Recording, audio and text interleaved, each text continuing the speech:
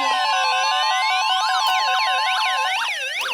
Weather Service in Omaha has issued a severe thunderstorm warning for northwestern Burt County, northern Cumming County in northeastern Nebraska, southeastern Wayne County in northeastern Nebraska, Thurston County in northeastern Nebraska, northeastern Stanton County in northeastern Nebraska until 5:30 p.m.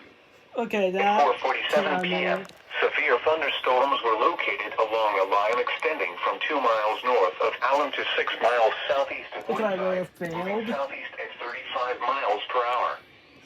Expected hazards include 60 miles per hour wind gusts and quarter-size hail. So if I just want This is a radar-indicated threat. Impact, hail damage to vehicles is expected. Expect wind damage to roofs, siding, and trees. Severe thunderstorms will be near Wakefield around 4:50 p.m. Wisner and Emerson around 5 p.m. Pender and Thurston around 5:05 p.m. That was unexpected. Other locations in the path of these severe thunderstorms include Winnebago, Wallfield, and Bancroft. For your protection, move to an interior room on the lowest floor of a building.